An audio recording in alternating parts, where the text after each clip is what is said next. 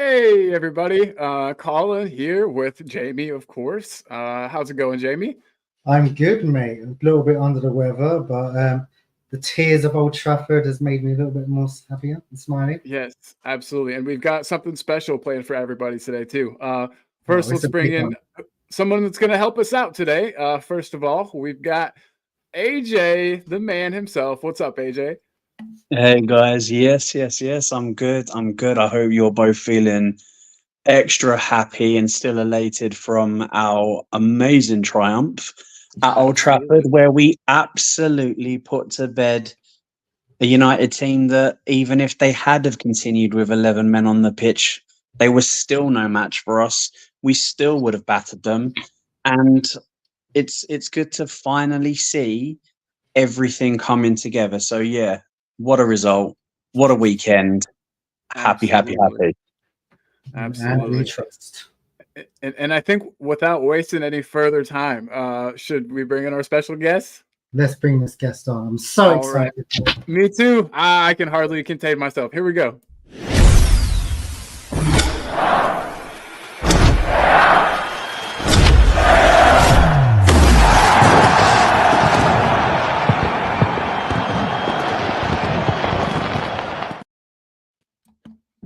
Hello, everybody. Hey, That's guys. a really cool intro, man. That's really cool. No, Thanks, man. Thanks. I'm glad you like it. Glad Nice you like to it. see you guys. Yeah, nice to see you. How are you doing today? I'm good. It's been a challenging day, and I was looking forward to this podcast. It's really nice to see you guys here. no, we Really nice to appreciate you have coming on. Like, we were so nervous about this. Like, me and Connor couldn't sleep, so it was like proper excited. It's gonna be As you great can tell, stuff. I never smile as much. Even I'm married, Yeah. I don't smile as much. So I'm happy. Yeah. Absolutely. Absolutely. Glad I got you guys excited. Oh, Yeah, awesome. man, you have no idea. And- So and- everybody, Yeah, sorry, and it's come as a good time as well because we just beat United. So Yeah, it's even that was better. that was we a got to great we got to victory, man. see Radu on the pitch. Yeah, it was Absolutely. a perfect win. Absolutely. Wow. So I just want to say welcome everybody to the Two Sides of the Pitch podcast. We're your hosts, Colin and Jamie, joined by AJ with our special guest, Alex Dragusin. And am I pronouncing Dragushin correctly? Well, it's actually Drăgușin. If you Dragushin. want to say, Okay. yeah, Drăgușin. We Dragushin. have a couple of special letters in the Romanian language, but I used to live in Italy when I was a kid, so everybody used to call me Drago or Dragusin. So some people, they don't know how to read those letters, but that's fine. But the original one is Drăgușin. There's a small thing on the A and a small thing under the S. See, I think we're I'll already, just we're stick already to- learning. Yeah, I'll just stick to Alex. It's probably easier because Yeah, Alex, yeah. Oh man. Well, shoot. We just wanted to talk to you, Alex, about your life, growing up, your relationship with your brother, and just some questions about him. So probably jump into it, and just talk about family background. You said that you've got like sporting people all throughout your family. That your family Yeah, all played sports. We are all active or retired sportsmen, let's say. Our pops, he used to be a great volleyball player, one of the best in Romania. My mother, she was a volleyball player. Radu's mom, she was a great basketball player. We are four in a family, so with two brothers, two sisters. Our bigger sister, Teodora, she used to be a volleyball player. I used to play both basketball and then volleyball, and I switched professionally. Mhm. And Radu, I think you heard about Radu. He plays, yeah, which you guys in the States call soccer, but it's not. It's actually football. Yes. You're right. You're right. You're And not wrong. our small sister Mira, she used to be a great basketball player also. So yeah, we got a lot of sports people in the family, and also the sports discipline in the family. So, yep. That's awesome. That's awesome. It runs in the family, I guess. Yes, it is. So yeah, I mean, you want to hit him with the next question, Jamie? Yeah, I was gonna say, but just speaking backstage, and you said number 3 is quite special in your family. Why is that? Well, everybody in the family had it. Starting with our father. This was his number when he used to play.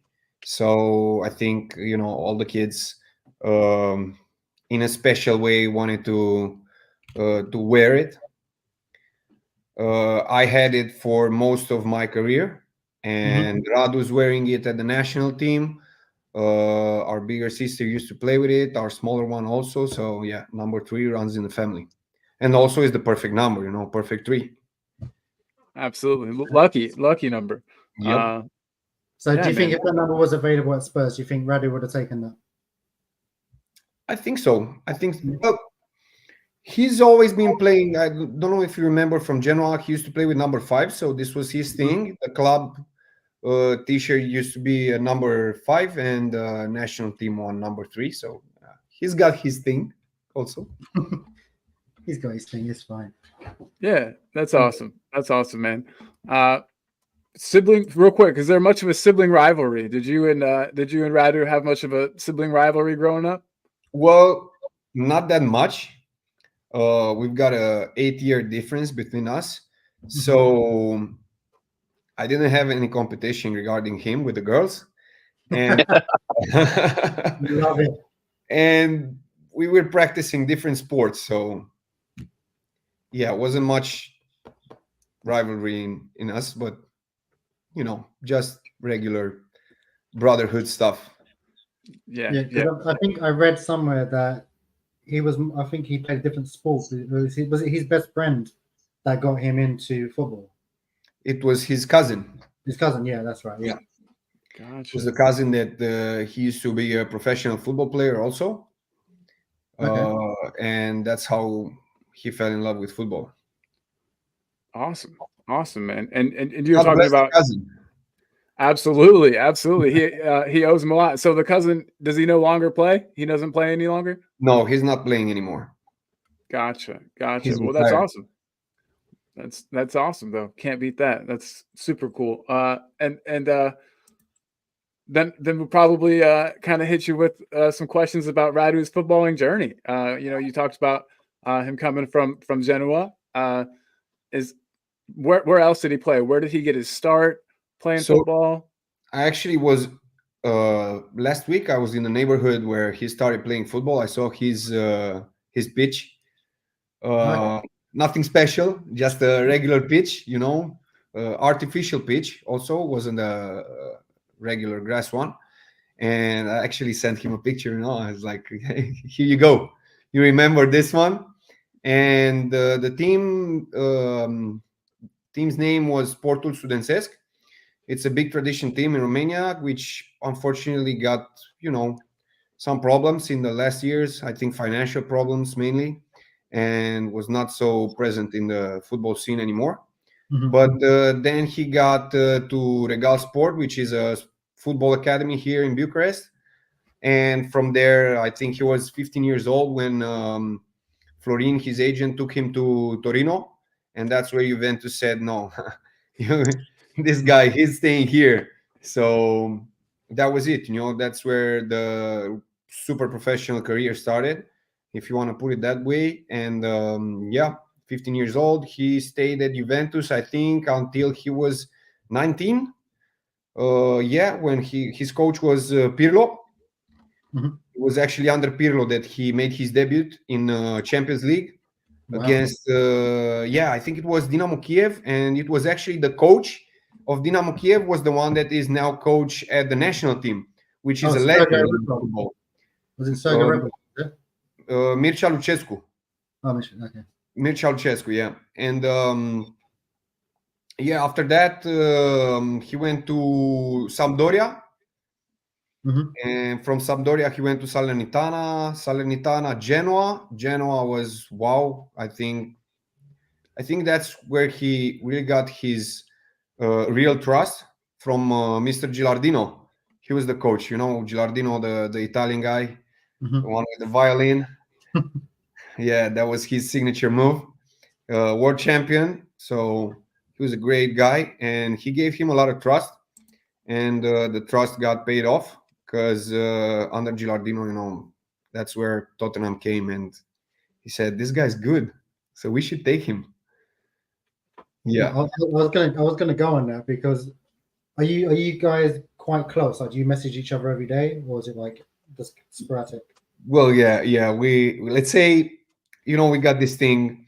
Both of us, we don't need a lot of words to talk to each other. We're not those kinds of brothers that stay hours and hours on the phone, but that doesn't mean our relationship isn't close.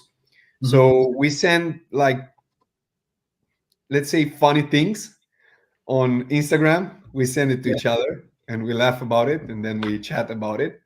And of course, Radu is not only my brother, he's my business partner. So every couple of days we have a serious chat about how to go forward, or if we have to discuss something, or we have a situation. Business is always unpredictable, so it's good to have somebody to talk to, somebody that is wired up almost the same like me. And when I say almost, it's, of course, we have different opinions on things, but that's a good thing. That's important. Yeah, absolutely. Yeah. You don't want to agree on everything, then No. that. So awesome, man. And you mentioned business partners. We're kind of jumping all around, but I like that. You mentioned that your business partners. You are a restaurateur, correct? Yes, sir. I am. We started. We wanted to build something together, to build something that during the years will become our legacy, our signature. So we actually started out with the idea of a sushi restaurant, and I was like, bro, but I don't know anything about sushi. So we knew from the beginning I was the one that's gonna take care of business. So it needed to be something that I'm good at. And I lived in Italy for a lot of years, but then I also lived in Greece. So the market here in Romania is saturated by Italian restaurants. But the Greek restaurants, we were like, okay, there's an opportunity right there. So basically what we did after a lot of research, we did the best gyros in Romania. And I'm not bragging about it, but that's what our clients say. And then we did a little twist. So basically in our restaurant, you can find also some signature burgers. We've got the Drăgușin burger, of course. Oh, man. And then since my latest experience in London, I tasted some really good smash burgers. So I was like, I can do this, and I could do it with my own signature, with my own taste. And now everybody in Bucharest is crazy about our burgers. So Nice. yeah, I have a thing for the kitchen, for the good taste, and it just comes out easily. So yeah, if you ever come to Bucharest, you should pass by, and you'll see that it's pretty true. Yeah, I tried to convince my partner. I said, well, let's go to Bucharest. She was like, why? To be fair, it was to see you. It wasn't to see anything else. She was like, no, not yet. Let's see. So if she's watching, because she's probably at work, he's here. So let's. Yeah, I'm waiting for you.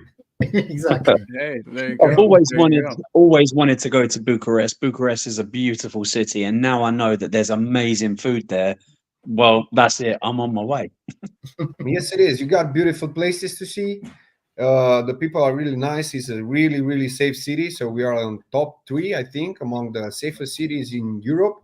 So that's a lot of things. Hello, my wife is home. Oh, she's great. also a professional volleyball player. She's still What? playing. She's a great Did she use number 3 also? well, not her number is number 15. That's her thing. But let's say one year she played with our name on the back. That's Oh, awesome. Yeah. awesome. That was really special for me. Really, really special. She's the champion of Spain. She won the Cup of Spain. She won the Cup of Korea. She won the Cup of Romania. So she's played in Italy. She's played in France, Turkey, Philippines. Yeah, she's a great player. I've played volleyball once or twice, and I don't want to play against her. It doesn't sound like I would do a very good job. But yeah, she's a bomber. That's what we call the people that hit the ball really, really strong. So she's usually up at the net, spiking them down, and yeah. She's the one. That's awesome. Wow, it makes me feel like crap. So I'm good at FIFA. That helps. So I'll take that. Yeah. And then this is funny, but my mom is in the chat, and she asks, "Hello, Mom." Yeah, look at that. You got a shout out, Mom. But she's wondering if you, Alex, ever rock the man bun like Radu does. No, I don't. I've got the all the way back kind of hairstyle. Yep. Well, there you have it. There you got it, Mom. But maybe one day, we can take a photo of that. Yeah. Hey. That'd be cool. It's on their Instagram page, the Radu buns. The Radu buns. I didn't even know that's the name, how you call the hairstyle. Yeah. I have no idea, to be fair. Yeah. See, maybe that's an American thing, but yeah. So I feel like next we should probably go into role models. So whenever you guys were growing up, who were your role models? You talked about, your parents, being athletes. But yeah, did you guys have any specific role models, even like sports players, like people that you looked up to? Well, let's start with Radu because that was really easy. He has no role model, but he always said, he's let's say he looks up to Virgil van Dijk. Okay, wow. But no role models at all. But for me, when I was playing basketball when I was a kid, I was watching NBA. Well, everybody knows the GOAT is Michael Jordan. So that was, Air Jordan all the way. Oh, yeah. No denying that. Then I switched to volleyball, and there were a lot of professional volleyball players, which are great, man. So let's say not really a role model, but a lot of people to look up to, a lot of people that you want to steal the moves from. So that's actually what I do every day, even now. We have information available 24/7 on our phones. So I look up to all the great cooks, the chefs, what they do, how they do. Even on Netflix, when you have all these kind of cooking shows and you see the best of the best, you can see them, you can see what they do, you can see how they do it. So even if our restaurant is more fast food oriented, I'm now getting ready for nobody knows this, but I'm getting ready for a cooking TV show here in Romania. What? Exclusive. So, there we go. Yeah. Yeah. So you cannot go there and make a burger. Well, you can do it, but a burger is a burger. You can play with the taste and everything, but you got to do something more sophisticated because, so you got to steal. What have you got planned? Do you have any dishes planned, or is that a secret? Where you're gonna have to watch the TV show to see that, no? I ain't No, gonna you can't ask him that. It's a secret. What are you going to tell everyone? What are you doing? We got the exclusive, but now we want all the ingredients. Exactly. Yeah, I think it's gonna be something Mediterranean for sure. That I can tell you. So, but Mediterranean is a big range of cuisine. So, yeah, absolutely. Jamie, I didn't know if you wanted to hit the next one. Yeah, no, I was just going to say, because normally with our show, Alex, we just go off topic, so we just don't have it really planned. So you're saying backstage, obviously, me and my brother, we used to fight a lot, but like bantering. And you're saying backstage, like you both WWE. I see where you're Was going. there like a signature where you'd like try and put each other in a headlock or anything like that? Well, we used to love wrestling, the WWE American Wrestling, which is a great show. We thought everything is real, but then we grew up and we understood it's not. Yeah. But we used to try a little bit of those things at home. We actually we were playing it safe, so we were doing everything like on the bed, RKOs and stuff. Radu was a big fan of John Cena. I was a big fan of Rey Mysterio, so there was a lot of jumping around, but not hurting each other. But we broke a bed once, so that was. Man. Yeah, we should jump a lot. Did you get in trouble? Were your parents mad? Well, not really. Good How deal. mad can you get when you see two boys smiling at you? Like, sorry. Exactly. That's what happens, unfortunately, isn't it? Yeah. Boys will be boys for sure. So who would you say then would probably win in a fight between you and Radu? Sorry. Who would win in a fight between you and Radu? Well, I was way bigger at that period of time. Now he's the taller one, he's the strongest one, but I was definitely bigger then. So yeah, it was pretty easy for me. But I was letting him also win. So you gotta give him some. Gotta give him a win. Gotta have some fun. I love it. It sounds like great stuff. So talking about your brother, we'll just kind of jump over to him for a second. So he plays for Tottenham now, the team that we all support here. AJ, Jamie, and I are all big Tottenham supporters. Were you excited whenever he told you that he was considering a move to Tottenham? Well, it was great. Since he was a kid, he wanted to play Premier League, and Tottenham is a great team. So an offer from a team like that, it's unbelievable. Even if I don't know if you remember, guys, but Bayern Munich was in the race to take him. Also. Yeah, we remember. Don't worry, we remember. He was stressful about that. He was like, I'm definitely going to Tottenham, and I was so happy. And he actually made his debut on Old Trafford. So Old Trafford always comes with great memories. And it was pretty emotional because, seeing your younger brother, your sibling, reaching what he always dreamed about. It's unbelievable. I bet I you're don't know super if you proud. guys have siblings or not, but the feeling is amazing. It's amazing. A win for somebody in your family is a win for all the family. So, yeah. Absolutely. That's a beautiful thing, man. Colin, do you want to add that viral clip quickly? Yeah, we've actually got a video of yourself. Alex. Yeah, but we'll show everybody else. Minutul 85 debutează Radu Drăgușin în Premier League. Să ne aducem aminte acest moment peste ani. Cred că asta e cea mai bună urare, cred că, pe care o putem face lui Radu Drăgușin, că ne vom aduce aminte de acest.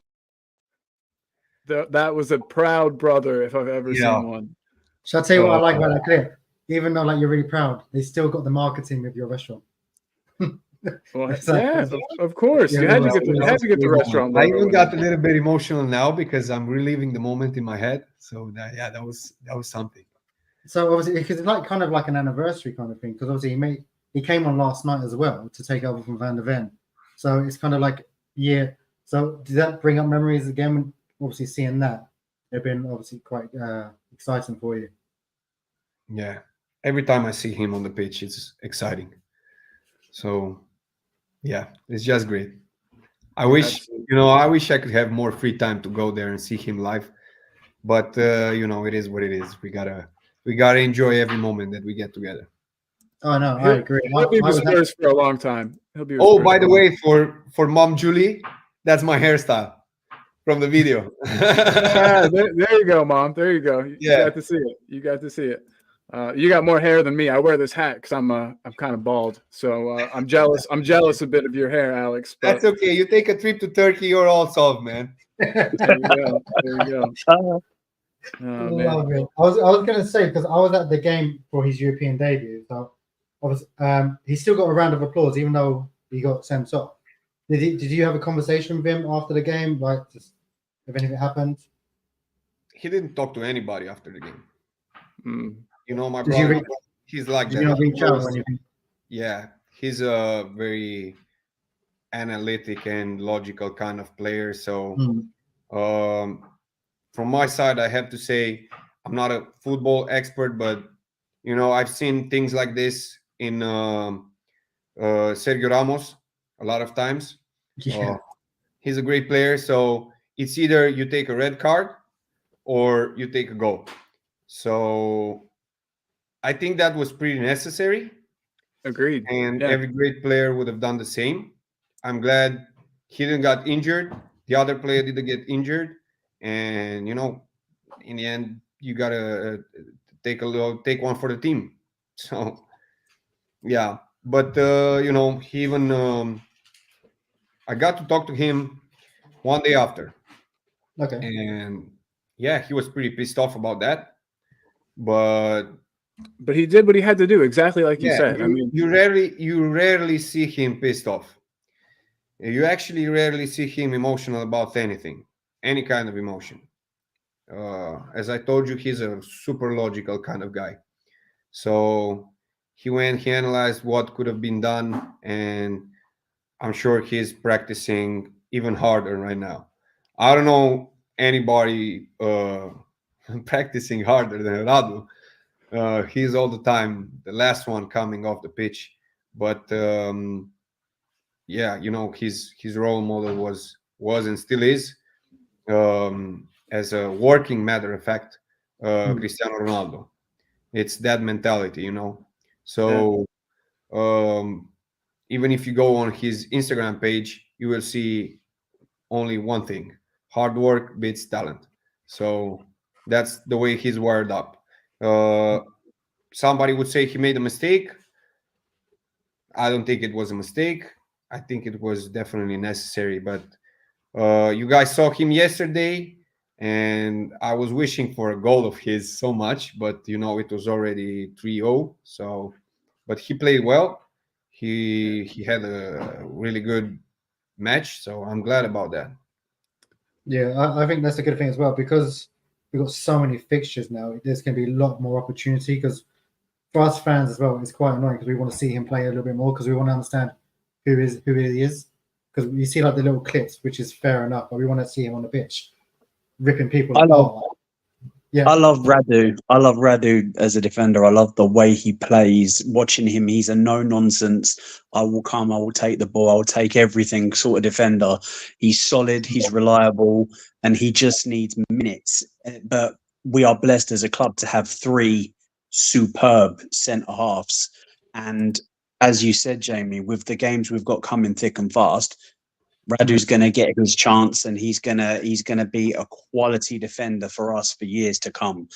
And absolutely, Alex, when you were saying hard work beats talent, it does. You have to put in the hard work, and that's why a lot of the people that are super talented fail, because they don't put the work in, they don't put the graft in to keep pushing, to keep growing. And it's really good to hear that Radu's the sort of player that, I mean, he's talented anyway, but he's the sort of player that will put in that extra work to grow and develop, and he's not just resting on his laurels. So that's great to hear. Definitely. And it's cool that so we're blessed. We've got, like you were saying, 3 great defenders, but with Radu and also with Van der Ven, they're both such young fellas that, we could potentially have, the starting defensive pairing for Spurs for years and years to come. It's an exciting thing. Yeah. Yeah, absolutely. Years and years to come, and trophies to come. That is exactly what we want. Yes, mate. That's what we need. You know the right things to say, Alex. You know what the right things to say. Well, it's what everybody wants, So from the players to the fans to manager to I don't know, everybody. And it's great. And once you've tasted the victories and the trophies, you want more. So I know how it is. It's great when you have a gold medal around your neck. Oh, the feeling is you want more and more and more to come. So hopefully they will come very soon. Well, hopefully this season it comes. I don't care what we win, as long as we get something, and we've got a good squad. I'm checking the Europa League teams. Yeah. And I don't want to say it, but say it. We want to hear it. Say it. We got to play the final. Yes. Yeah, we got to play the final. Absolutely. And so we're all dreaming of it, Alex. We're all dreaming of it. And yeah, no reason that we shouldn't be there. Like you said, when you look at the other teams, nobody that I don't think we could stack up against. So I think we could take on anybody. And with Radu in there and his fighting spirit, I think it'll absolutely help. For sure. Yeah, because I think because we've got the game, can't pronounce the teams now. I can't remember. We're playing on Thursday at 5:45 UK. So I'm gonna say we would have hoped to have him in, but obviously, unfortunately, he's not. What would your prediction be for that game? Which one? The game on Thursday, because I can't pronounce who the team we've got. AJ, do you know who we're playing Thursday? What's their name? It begins with an F. I can't pronounce the name. Feyenoord. It's the Hungarian. It's Ferencváros. That's it. Ferencváros. Yeah. It's Ferencváros. That's exactly how you pronounce it. It's a team from Budapest. Really? That's cool. Yeah. That's awesome. There's some ties in there. Yeah? Budapest. Yes, yeah, exactly. Don't make the Michael Jackson mistake. You know, Michael Jackson was here on a concert and he was like, "Hello, Budapest." They're like, no, not quite, Michael. Yeah, I almost made the same mistake. Luckily, you stopped me before I did. It's a good team for the Hungarian championship. We'll definitely beat them. Yeah. Hopefully your brother gets the start. He's not.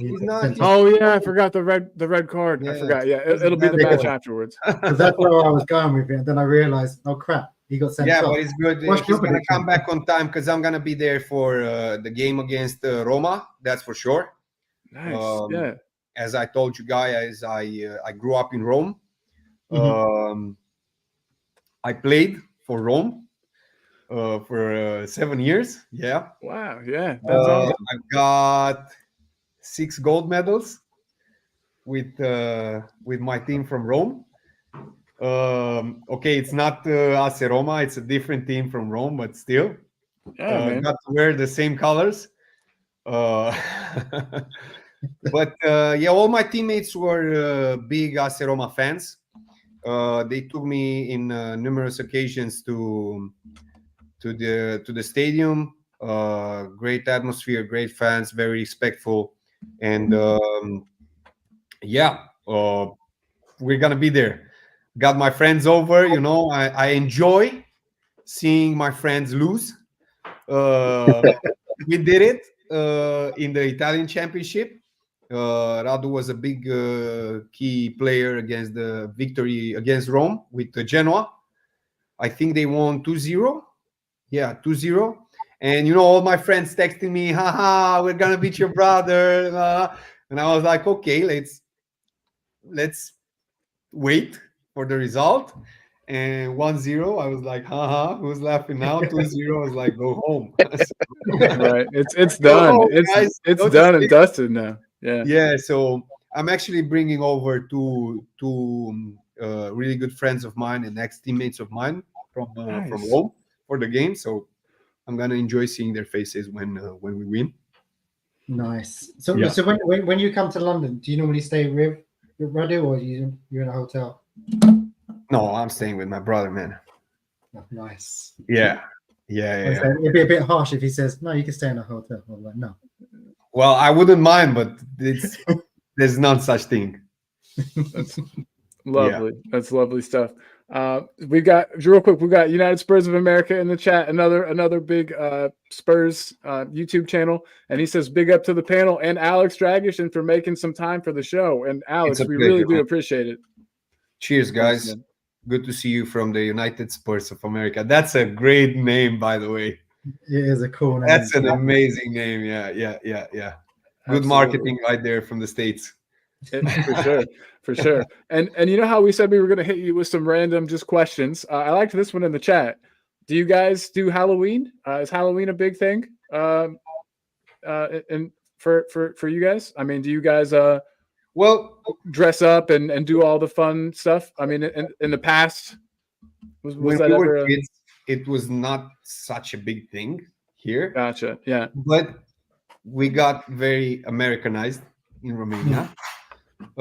So now it's a thing, you know, kids, we live in a small community here in the northern part of Bucharest, and all the small kids, you know, they come and they knock and they're like trick or treat. And we do that, and they paint their faces or do things, and do costumes, but we didn't do it when we were kids. And if we did it, like the old people would look at us and like, "What's wrong with you? What's up?" When I was a kid, we're talking. I was born 94, so we're talking what 2000, beginning of 2000. A lot of people were still in the communism mentality. So okay, gotcha. We're like, gotcha. What's trick or treat?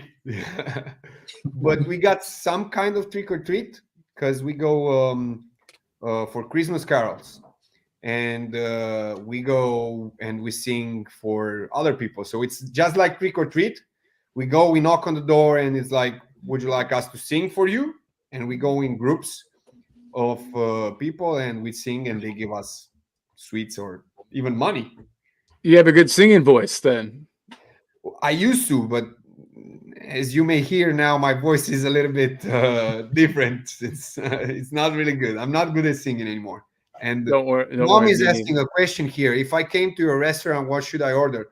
Well, Mom, you should order a pork gyros. That's for sure. That's like 100% Greek authentic stuff. And I'm going to hit you with 2 burgers.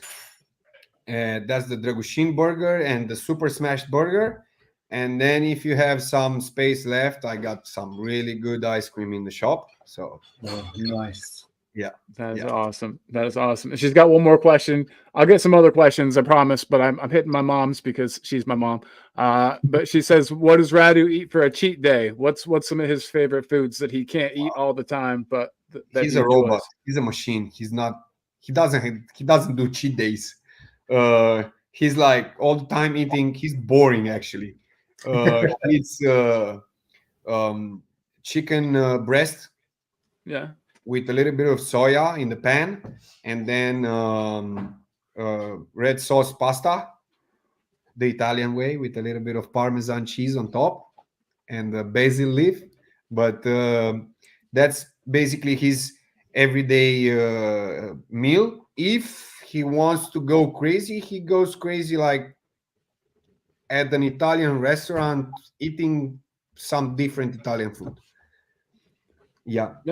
Yeah, or awesome. When he's over in Romania, his cheat day is in our place. He has a pork gyros and a burger. Yeah, super smash burger. Yeah, actually, he had it last time, and he was like, "Whoa, you did it! You did it! This is good." I'm so glad. I'm so glad the restaurant's working out well, man. That's the dream, and it's not easy to open a restaurant. I know there's a lot of you put a lot of time into it. You have to, it kind of becomes your whole life. It's a nonstop. It is a nonstop. Even today, when we are closed, we have the Italian schedule. Mondays everything is closed, so we do the same. But I was there because there's stuff to do. You got the maintenance, you got the cleaning all the time, you got the prep to do. You got like my day starts at 7 a.m. and finishes around 10 in the evening. So yeah, I pick up the vegetables by myself. Then I hit the gym. I'm not an active sportsman anymore, but I like to hit the gym every day. It keeps me on the track. Yeah. And then at 11 a.m., we start everything, and we finish at 10 p.m. Yep. We've got Monica in the chat. That's Jamie's wife. She's asking if you'll cook for her. I'm always waiting for you in Bucharest. We got private chef events, so we can do one for you. See, Monica, we have to go there now. See, exactly. You just sold it. Now they're going to. They can't annoy me because I'm the only one that cooks in my house. So, and now she goes, "Can you cook for me?" She's so lazy. No. There was a good question in here from Jacob, United Spurs of America. He was asking, whenever you did play football back in the day, Alex, what position did you play? Well, I didn't. I was a volleyball player. So you never played? I'm an idiot. I thought for sure. Sorry about that. No, don't worry about it. No, I was a professional volleyball player, and I was a spiker, actually. Nice. Yeah. Left side and right side. I'm not a very tall person. I'm 1.90 meters, But in volleyball, people are huge. I used to have teammates 205, 210. So, but I used to jump a lot. And you can see that in Radu also. That's genetics, Yeah. I used to jump like 110 from the ground. So, yeah, that's a lot. Yeah. As for the It's answer, higher than I can jump. I'm not good with my feet, so I would be I don't know, the boys that bring the ball to the players. Or I would be the chef of the team. I don't know, something like that. That's definitely my position. I was gonna say, They're 'cause important. Spurs, sometimes they do like have chefs come to the ground. You think Radu should get your name in and say they're my brother for all of us? Well, that would be something, just as an event. That would be something, I would really love. I met the chef of the national team. I actually cooked for the national team, and I'm gonna cook in the future also for the national team. Yeah. They had gyros, all of them. I went to our restaurant is actually 15 minutes away from the national team sports base. Mhm. And before going to the European championship, I cooked for them. That's so cool. Yeah, I met the chef of the national team. He's a really talented guy. But I would really love to meet the chef of Tottenham also, because I'm stealing stuff from everybody. I didn't go to professional cook school or something. I was just watching and trying and watching and trying and tasting and trying, and that's how it all came up. That's good though. You gotta learn from everybody. You know what I mean? You gotta take what you can from everybody that you meet, in every aspect of life, not just cooking or even football. So yeah, absolutely, man. I think that's wonderful. You never stop learning. I was going to say, going on to the national team, Romania did extremely well. Like obviously Radu did. What was it like seeing your brother out on the pitch? Because I saw, like, I was stalking your Instagram to get a decent picture for obviously today, and then you're celebrating with the number 3 on your back with the signature. What was it like supporting him over there? Well, I got the chance to go to the best game of all. Let's say, I went to the game against Ukraine. It was the opening game for us. I went also to the friendly game before the European Championship, which was a 0-0 against Liechtenstein and home in Bucharest. So, everybody was like, I don't know. I saw at the stadium before the European Championship, like everybody was booing. And I was like, why are you doing that? There is no trust at all, and I was fully confident. I see this group of guys. They are so united. They are young. They are talented. They are hardworking people. They are very modest people. Also, I got to meet every one of them face to face, and super humble players. And you can tell that there was a big buzz between them.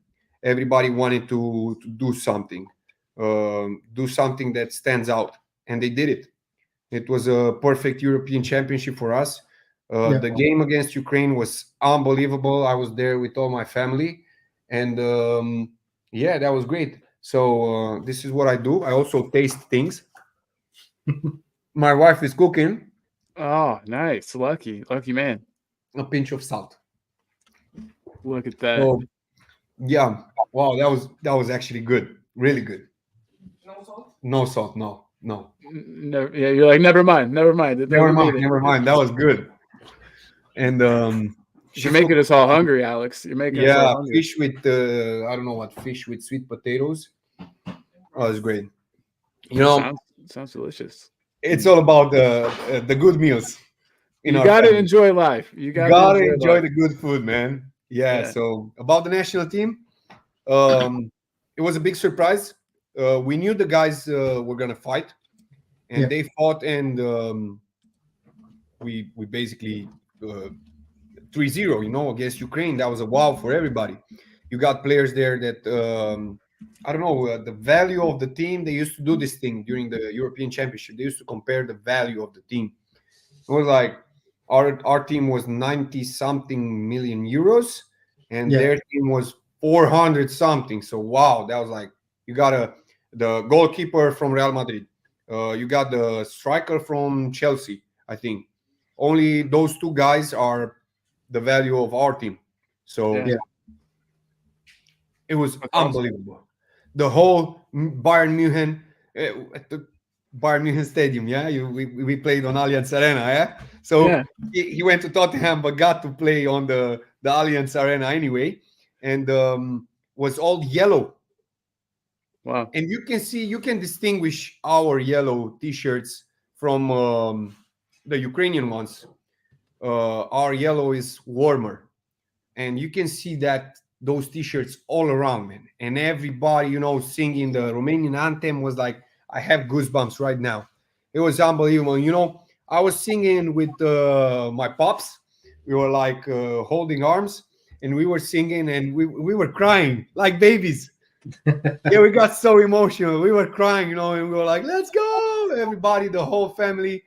And it was a great match.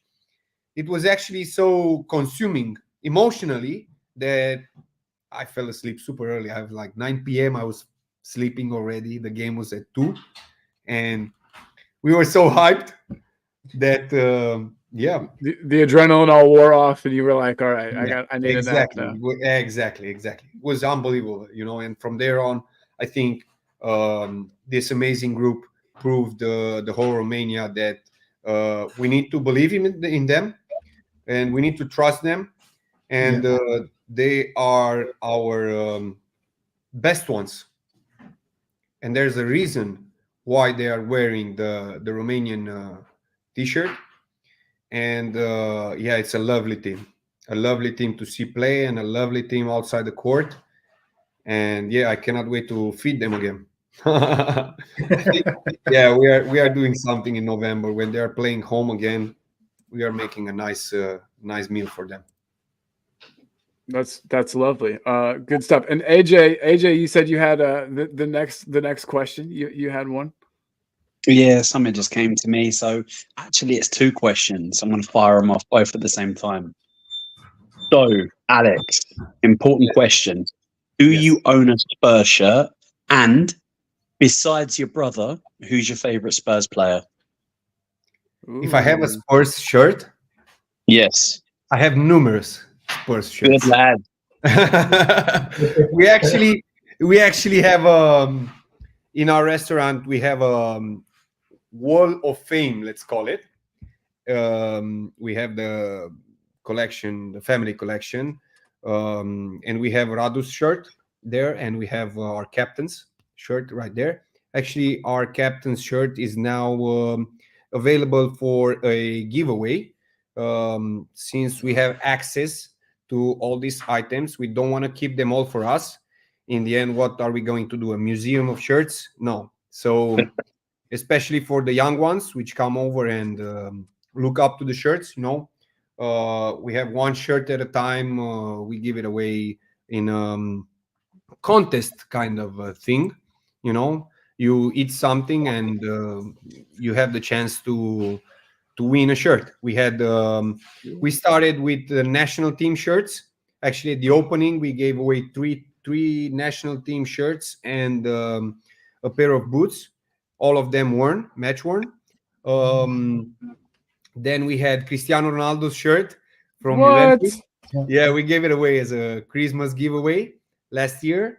Then we had Radu's shirt from Tottenham, and we had the campaign, take a Drăgușin burger for the Drăgușin t-shirt.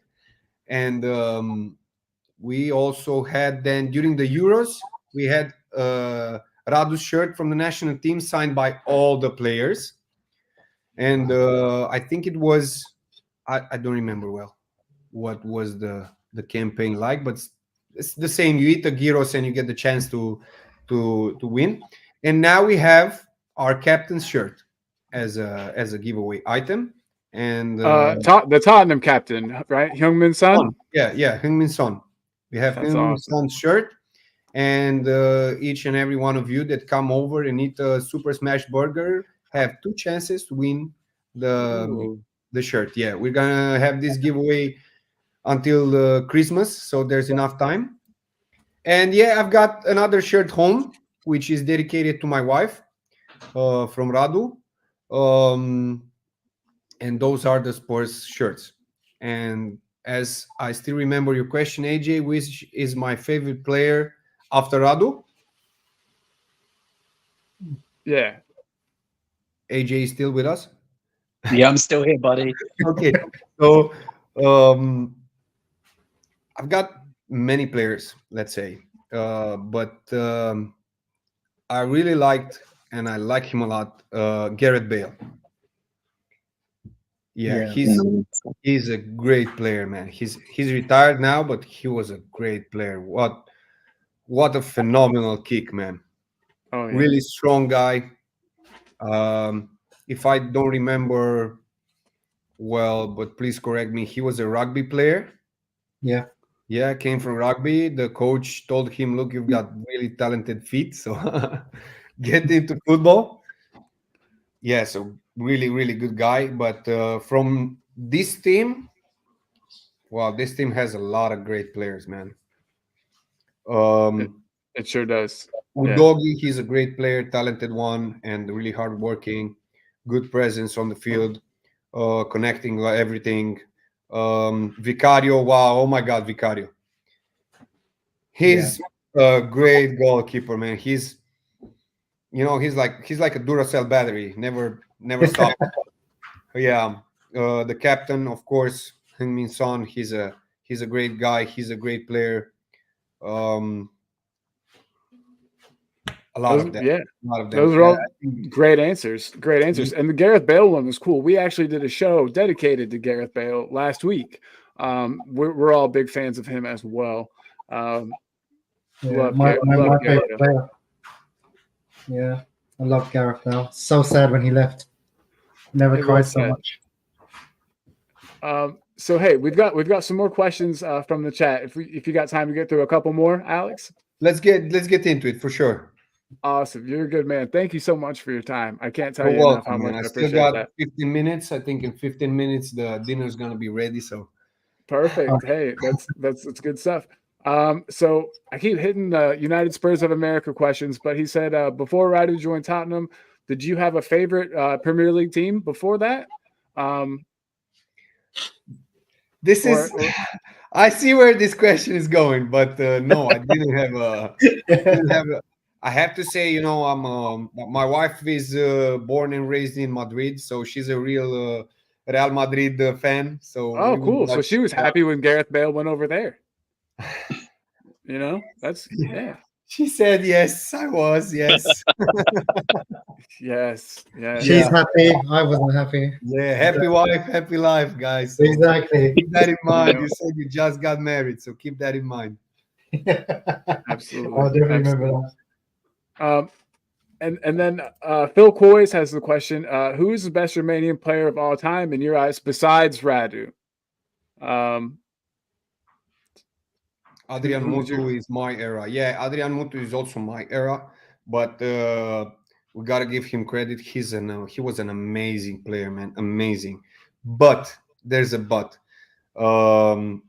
We've got two players before him that are even greater. So we're talking about Hagi, and we're talking about Popescu. And I think Gica Popescu was also a Tottenham player. He was a Tottenham player, yeah. Yeah, and two great players, man. Gotta give them credit. We're talking about legends here.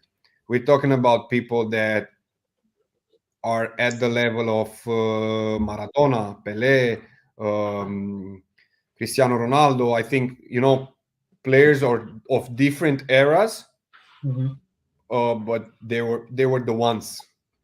You got to talk high standard. You talk about them. So Adi Mutu, the same in his era, he was there. And we got Cristiano Ronaldo, we got Zlatan, we got a lot of players that set the standard.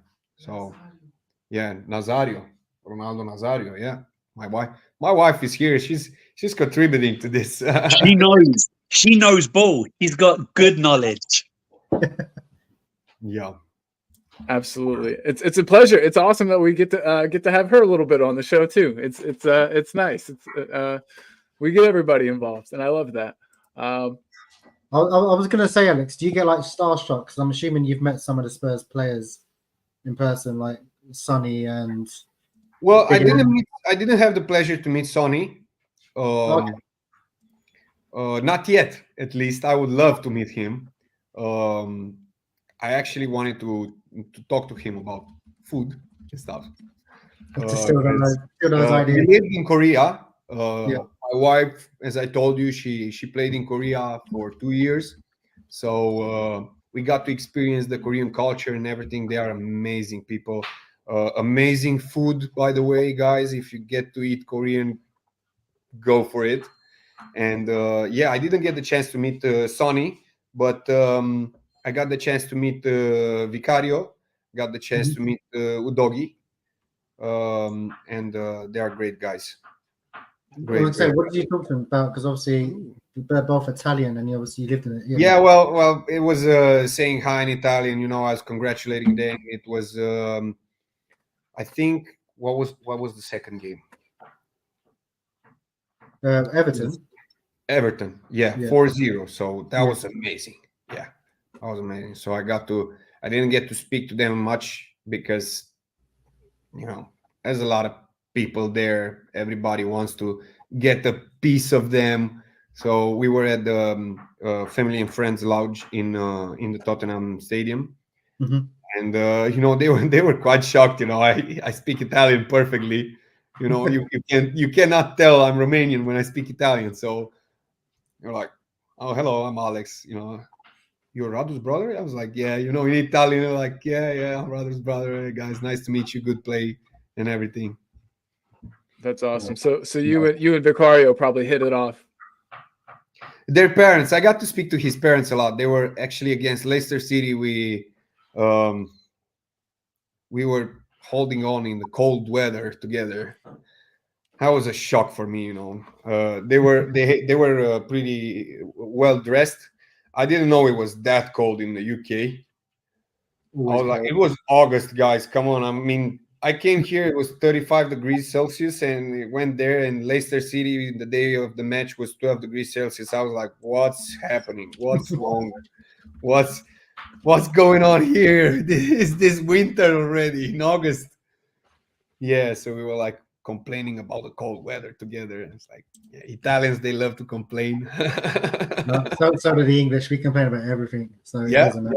Yeah, we're the same. Okay. We got something in common. I was going to say, so you're looking to come to the UK for the West Ham game, aren't you? Yeah. I'm actually trying to figure out my schedule a little bit, and if I can have 3 days off, because you know I'm not that young anymore, so I don't do flying 2 flights in a day anymore. No, that's not happening. No. So I need 3 days. I need the day of the first flight, the day of the match, and the day of the second flight. Yeah, jet lag is real. It is a real thing for sure. Yeah, for you in the States, for us here in Europe, everything is very simple. It's like 3 hours away. So yeah. Not here. Yeah, everything is so far away. Yeah, you have a big country. It is, yeah, huge. Yeah. Too big, you might even say. But we got Chris Peters in the chat. He was just saying that he played volleyball in college, and was trained by George Peto, the Hungarian player, years back. So you guys have something in common. You're both volleyball players. That's awesome. Great. That's great. Yeah. That's great to see people playing volleyball. You know, we don't get a lot of volleyball players comparing to other sports. So yeah, it's a great sport. It's a lovely sport. It's you know, the love of my life, basically. That was the first love of my life, volleyball. So yeah, it's great to see other people playing. Absolutely. Let's see audio artisan. Did Radu receive any advice from Chiricheș, Dumitrescu, Popescu when he made the move to Spurs? Well, I don't really know about that. You know, I don't think they ever spoke to each other. I don't think that. But I actually saw a post from Ilie. It's not Ilies, it's Ilie Dumitrescu, which was encouraging Radu, which that was great on Facebook, I think. Yeah. I saw that. And Ilya, he's a great guy, man. He's a great guy. Very fashionable guy. All the time wears a proper suit. Really, I'm looking up to him. He's a super fashionable guy. Yeah. Hey, man. Yeah, I'm not as fashionable as I wish I was, but maybe one day I'll get better. So it depends by the days, it depends by the occasion. But Ilya, he's all the time dressed up. So yeah, man, looking good, looking fresh, as we say. Were there any coaches specifically throughout Radu's life that he really like looked up to or gained a lot from, or that really helped influence his game? Well, not only from the coaches, he's all the time hearing out all the good players and all the coaches, so he's taking a bit from everybody. But he was a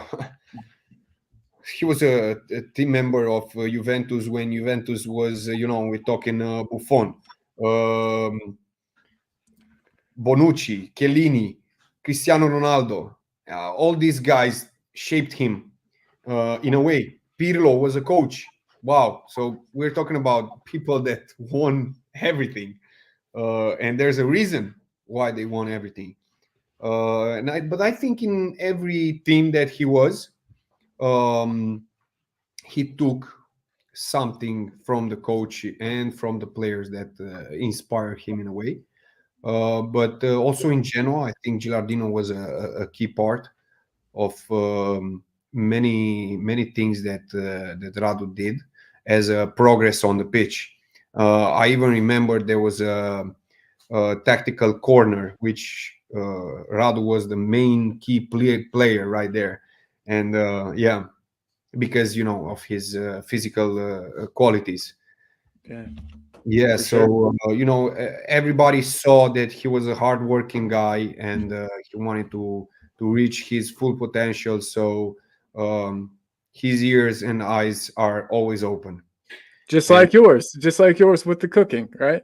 You got to be smart about it. You got to be smart about it. I was going to ask you a question, because I know obviously your wife's cooking. You've got to go in a second. Obviously he chose Spurs over Bayern. How much was Ange in that conversation? Did he tell you anything about that? I don't know the details, but I know Ange was the one that chose him. Yeah. So Ange was the reason why Radu got an offer from the Spurs. So I'm sure it was a big influence in the decision. But his will of going to the Premier League, and Ange was smart about it. He knew that. No, he knew that. So yeah. And one of Ange's biggest things is he always says that he wants players that want to be here. And I think the fact that Radu chose Tottenham over, like you said, the likes of Bayern Munich, and I'm sure there were other teams in for him, I'm sure with a player of his quality.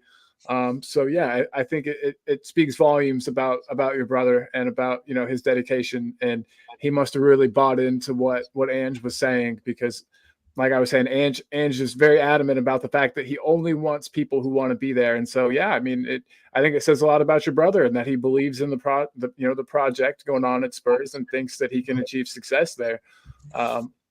So yeah, you would do the same, believe me. I know now that I run a team also. We have 5 employees. Each and every one of them are dedicated to our place. So you always look at that in somebody that you bring to your team. Do they want to be part of that team? Because if you don't want to be a part of that team, then that's it. We don't even start. There's no reason to start a collaboration. So yeah, Radu wanted to be there. Angie wanted him there. The team wanted him there. The fans wanted him there. So it was a win-win for everybody. Absolutely. Destiny 5 here says Ange only wants warriors, and there's no better than Dragushin. Love it. Yeah, absolutely love it. When I look at the team, I see everybody fighting. So that's great. That's great. That's why we can think about a nice trophy this year. Absolutely. Yeah. And AJ and Jamie, I've kind of monopolized the questions. I apologize. So if you guys have any questions that I haven't I asked, can do a couple more, guys. Then I have to go. Yeah. I've got one more before you, Sean. I'll let AJ do one of his. I'm assuming you watched the game yesterday. Yes. So what was your take on Spurs' performance? It was great. You can see every match that passes, the team is even more connected. So that's, as I told you guys, I'm not a football expert, but I understand sports and I know what a team means. And you can definitely see when a team is connected. So that's what I saw yesterday. I think even if United didn't have a red card, that would definitely still be a win for Tottenham because we were over them, and as an opposite to what I saw in Tottenham, I saw in Man United. So you can see they are not playing well. Fighting for each other. Something's off. Something's off. I cannot say what exactly because, as I told you, my eye doesn't spot the details, but you can see they're not. Everybody's running all over the place. Yeah, for sure. There's definitely something going on at United, but I'm still glad that we beat him, and I don't think that takes anything away from our victory, even though they're not in the best of places right now. Spurs definitely still did a number on them. We're the better team. I want to address this comment. Yeah, nice. Yeah. I guess the red card is taboo. I feel like Alex is the type to call up his brother and tease him about it. No, there's no teasing about these things, guys. Like you can tell it was a sacrifice that he did, and it was a disappointment because he could have just held back and played his 90 minutes and that was it, and take his minutes and go home. It would have been a win anyway against Karabakh, but he was a little bit disappointed. So you don't. But it was a very professional foul, though. He did what he had to do. Yeah, I was like, first things first. Are you okay? Are you doing well? Then it's a thing. I told him right away because I had the replay available on TV, so I ran over it over and over again, and I was like, okay, I saw this in other Champions League matches, when players sacrifice themselves. So I don't see what other choice you had. You did what a great player does. So this is, in my opinion, what a brother should do in this kind of situation. So if you have siblings and you see them disappointed about something, guys, that's not something to tease them about. Please be supportive. Absolutely. You got to support your family. And then guys, AJ, did you have okay, sorry. You got to run. Go for it. Come on, AJ, let's do the last one. No, I didn't have a question. All I wanted to say is it's been an honor and a privilege having you on. Thank you for giving up your time. And it's been so nice to hear how warmly you talk about your brother and how down to earth and how grounded you are. It's been an honor, mate. Thank you very much. Thank you very much for the invitation. It's been really nice to see you guys on the show. I'm saying hello to everybody and hope to see you soon with many victories to come. And who knows, maybe at the end of the season, we'll be here celebrating something. Yeah. Let's hope. Absolutely. And guys, there below me is the link to Alex's Instagram. It looks a little funky, but that link will take you to his Instagram page. Check out his Instagram. He's got stuff about his restaurant there. And yeah, just give him a follow. Check out Alex's Instagram there. And guys, I just want to also say, Alex, thank you so much for joining us. We really do appreciate it. Hope you enjoy your dinner. It sounds delicious. Oh, definitely will. It smells really good here. You gotta. I know you cannot smell it, but it's amazing. I'm jealous. I'm really lucky. My wife is a complete package, man. Sounds like it. It sounds like it. Well, Jamie, any last words before we close out? Yeah, no. Just thank you, just responding to the messages and stuff. Wanted to talk to the Spurs fans because we've all been dying to have you on, and we've been really excited. me and Colin, we've been like little children. We've been nervous about this, but we're happy to have you on, and we hope you come back again. So yes, I'll see you soon, guys. Definitely, it was a pleasure. You're the man. You're the man. Well, hey, have a great day, Alex. Enjoy you, dinner, and we'll see you next time, man. Sure, man. See you soon. cheers, See you, buddy. Bye, guys. Bye. Bye. What a man. That was What a awesome. legend. I feel like I talked way too much. So sorry about that, everybody. But I couldn't help it. That was so cool. Everyone in the chat thought so too. We're like, guys, were you entertained? Well, are you not entertained? Look, oh man, we lost AJ. Hopefully AJ comes back. We wanted to talk a little bit about United if people had some time. Well, I mean, if you have some time, Jamie. No, I've got some time. So yeah, I think we won 3-0 the Theatre of Tears. There you go. The Theater of Tears. Destiny 5 said, did that really just happen? LOL. Yeah, it sure did. AJ, what did you think, man? That was awesome. Yeah, I don't know what happened. AJ passed out. I can see that last comment. No Destiny. No, that didn't happen. I disconnected for some reason. Stupid me. But no, what a nice guy. Like literally, and how warm he is towards his brother. And even like we all do that, like our siblings, we all have a little bit of banter with them. But how, he was like, no, that's, there's no teasing about, like, it's really, really refreshing to see when social media can be very toxic. It's still, it's so refreshing to see how genuine and warm some people can be. Absolutely. No, he was phenomenal. I didn't pull this up, but Destiny said Romanian culture is grounded in old school, proper family values, respect. Yeah, that's the vibe I got from him for sure. Yeah, so I'll tell you what I loved about him. He got involved in the conversations with the chat as well. So like he was like AJ said, it's very warm and like so down to earth and easy to talk to. Because you can talk to some people that can be a bit like, what's the word? Like robotic really, almost, and he was like, ask me what you want. And it was brilliant. I think we did really well.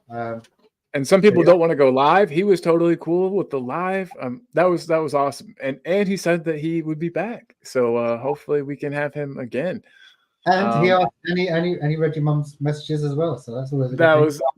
That was adorable. Yeah. Hope my mom enjoyed that.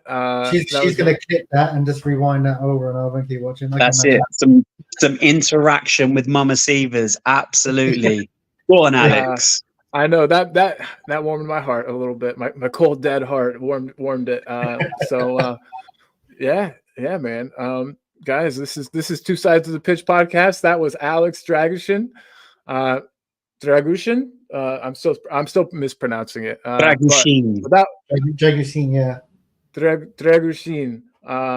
Wonderful, absolutely wonderful. Wow, I don't even really know where to go from there, but I did want to talk a little bit about the United match. I didn't have a chance yesterday. I had to work as soon as the match ended, so I didn't have a chance to really talk about the match with anybody. And I just wondered if you two chaps wanted to kind of talk a bit about the match. Yeah, I've got go on, Jamie. Go on. No. I've got a little time left. I'll let you go. Oh, I was just going to say, where do we start? I mean, everything ticked all the boxes yesterday, and there will be people, and there aren't as many, but there will still be people who are trying to put a dampener on it. Oh, but it's the worst United team. It doesn't matter. You get people that consistently move the goalposts. First of all, it's, you're not going to score. The player doesn't score. They don't contribute, so they score a goal. Oh, but, once in a blue moon, it doesn't matter. Can they do it in consecutive games? So they do it in consecutive games. Then it's, can you do it against a team in the top 10? So we do it against a team in the top 10. Then it's, but they're not an established top 10. They were just in the top 10 at the time. Or can you do it against a recognised Big Six team? So it gets done against a Big Six. But they're playing poorly. When you do that, when you move the goalpost consistently, you end up with such a very narrow target, such a very narrow pool of which you've got to land in. You're almost making it impossible for the players. Mm-hmm. And for me, when you're doing that, when you're moving the goalpost consistently, you're no longer playing fairly. You're trying to make sure the narrative fits your agenda. That's what you're doing. You're funneling it towards your agenda, towards a specific player, a specific manager. You've got to stop doing it. As a fan, if you cannot be happy in your heart, in your very being, that your team just absolutely went to town and dispatched a Manchester United team, which only Liverpool have done only Liverpool have done to them what we did. When you dispatch a team in such a fashion, if you cannot be genuinely happy about it, football is not for you. The club, Tottenham Hotspur, is not for you. Go and stick a pin in something else. Pick another sport, because this ain't for you. Yeah, we are fans. We love the club. Our club won yesterday. Great all-round, great performance by all of the players. Great tactics, great setup, great substitutions by the manager. Everything was a tick, and we would have smashed them if they had 11 men on the pitch. They actually played better. With 10 men on the pitch. So, job done. Look at this round table talk. Nick says, so yeah, the same basic team that won a trophy last season. We just beat them. No big deal. Love it. And then, man, I'm so bad at my Latin pronunciation, but we've got Tadaris to do. I'm going to be lame. Call you that. It says everybody needs to get behind the team now. Leave the negativity behind and send the good vibes out. We've got United Spurs of America, Jacob, in the house. He's all about the good vibes. So yeah, we will. We definitely got to send those good vibes out. And if Alex Dragusin is anybody to go by or anything to go by, he's sending the good vibes out for sure. I think he truly believes we're going to win a trophy this season, and I do too. His belief has inspired me. I don't know. It's great stuff. Yeah, it's kind of like what negativity? We've just had Alex on, so there is no negativity. Absolutely. Life is good. And I mean, like you said, we absolutely dismantled United. What about Brennan Johnson? Can we talk about Brennan Johnson for just a sec? Like, what a player! He gets so much hate and so much stick. He deletes his socials, and then scores 4 and 4. It's incredible. I said after he scored that first goal, the one where he was hesitant to celebrate, didn't want to go clap the fans. After that match, it almost lit a fire inside of him. He looked like he was playing with some anger, and sometimes you need that. Different things fuel different players, and I'd much rather have an angry Brennan Johnson than a scared or a timid Brennan Johnson. And it seems like that anger is turned into confidence, and he's smashing it. What did you guys think of his performance yesterday? Yeah, I think he's got his mojo back, which is good, and I love his little smile because he knew he was going to score. When Van der Ven run 96 yards or whatever it was. So, yeah. But it's just it's nice to see that the fans are singing his name. It's just I don't want, if he has one poor game, I don't want him to jump on his back again, because clearly put the critics saying, look, I've scored 4 and 4. He could have had 2 yesterday. We could have won 6 or 7 yesterday if Timo did well. But I think he's last 4 games he's played, he's been exceptional. Look at this. Ange Ball says, big up, lads in chat. Told you United's midfield is dead food. We deserve this, guys. Come on, you Spurs. Absolutely. I don't want to take anything away from our boys. United are a hard team to beat, especially at home, and we went and we did it. Destiny says, Madison posted a picture this morning of Johnson with the R9 haircut from the World Cup. I'm going to have to see that. That sounds hilarious. Yeah, I've seen that. I didn't know who posted it. I've been seeing it everywhere. Oh, really? Okay, I'll have to look. Supposedly Madison posted it on one of his socials. That's some awesome stuff. Johnson is making better runs and not overthinking things, for sure. That's a huge portion of it, I think. And Angeball says United have been living off a psychological hold from past history over teams for too long. Come on, you Spurs. Yeah. Ever since the loss of Sir Alex, they haven't quite been the same team. Sir Alex, we had a different Sir Alex on the show today, but I think he's good enough. I think he's a nice enough guy to be labelled as Sir. I think Sir Alex is fair. I do too. Yeah. What a wonderful dude. I still can't believe that happened. I can't get the smile off my face. This is probably the most I've smiled in weeks. So yeah, great stuff. A question I've got for both you guys. I'll give you mine, but who was your man of the match yesterday? Mine, I think there were many players that you could have gone. First of all, I don't think anybody played poorly. Even Timo. Yes, Timo could have scored. He had 2 beautiful chances to score. However, Son has done exactly the same this season, at least 2 times, if not 3, been cleared through. You think he's going to score, and Sonny from last year or the year before would have buried it, and he's either hit the keeper or fluffed his line. So it happens. But Timo was in the right areas. He was picking up the ball. He was stretching. He was creating width, driving at his fullback. He was a nightmare. He kept contributing, although he wasn't putting the ball away. He added to the team. Yeah. So it wasn't a terrible performance. It wasn't as good as it could have been. Brennan Johnson, a mentality monster. Since all of that stuff, you can be critiqued, right? Critique away. If somebody is performing under par, critique them. Tell them they need to buck their ideas up. You don't have to sugarcoat it. But you don't go personal. You don't insult them. You don't start picking on their sexuality or their race. And since that, he's taken that and he has come back. And what a way to answer his critics. 4 in 4 across 3 different competitions. At least 2 of the goals were very, very, very important goals that helped us take us on to winning a match or dragged us back from the brink of defeat. Mickey van der Ven. Disgusting run. He's done it again, the lad. He's done it again. The second time this season, I think he's gone on a mouth-watering monster dash, Ricky Villa-esque, dribbling through everybody, and then off balance. What a pass! What a cross! Lays off the most perfect pass. Yeah, exactly. And then there's Johnson to slot it home, and Johnson did well because you've got to be there. As Solanke was, you've got to be there. But this is a very long way of me saying that my man of the match was Kulusevski, who was just as good as everybody else was.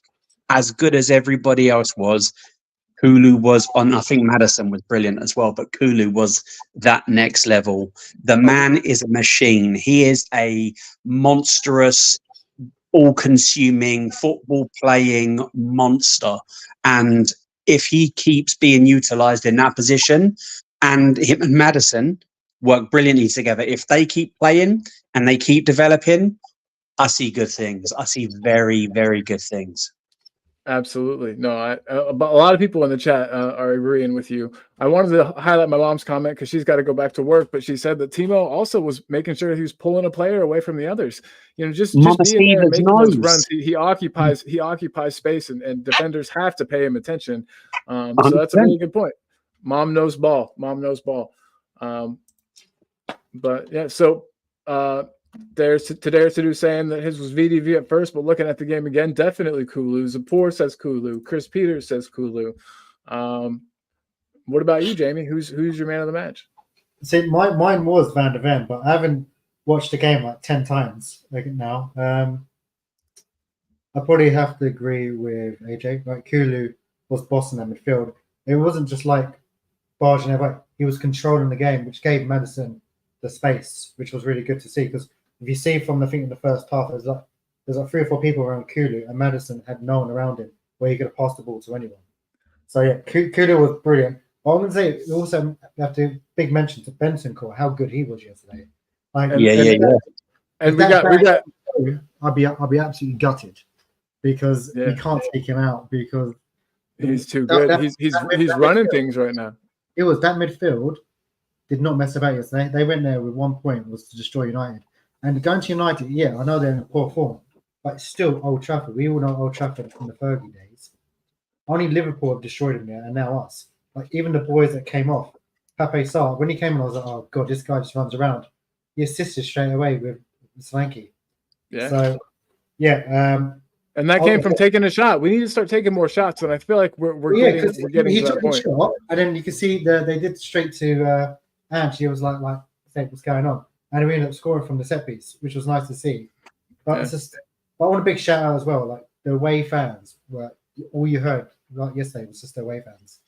Like, is there a fire drill? It was like you go to Old Trafford.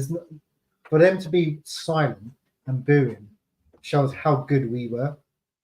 So, but yeah, Kulu all the way, like man of the match. If him and Madden stay fit, yeah. Look at Robbo. Look at Robbo's comment. That says it all. I want Kulu at United, says Robbo. Robbo is our resident United fan in the house. Big up, Robbo. Love you, buddy. I wonder, what did you have to do for your forfeit for losing? Let us know. Robbo does forfeits whenever his predictions don't go his way on his TikTok, which I'll get the link up. And speaking of links, I sent him a message, Colin, and he said send him a Spurs shirt. Okay. Well, you can get discount if you want one. We'll throw up the link. And guys, make sure you're also subscribed to Jose at El Tel Cockerel. He's a good friend of mine. He's Bentoncourt's biggest fan. Someone mentioned Bentoncourt. That's his dude. And he's also, guys, tomorrow we've got Graham Roberts on the show. We're doing an interview with Graham Roberts, and Jose will be joining for that to get some questions in. So if you guys have questions for Graham Roberts, make sure there's a community post on our Facebook. And sorry, YouTube, I'm losing my mind. There's a community post over there where if you got any questions you'd love us to ask him, make sure you get those in, and also just join in tomorrow, and we'll pull some up live, of course. But LTEL will be there. Make sure you guys have subscribed to Jose. Please do that. We would really, really appreciate it. Look at this. Destiny's saying exactly what you were saying, though, Jamie. We're going to lose Bentoncourt soon because he doesn't trust Basuma. I don't know if he's lazy. I don't know if I call him lazy, but he's a bit sloppy at times.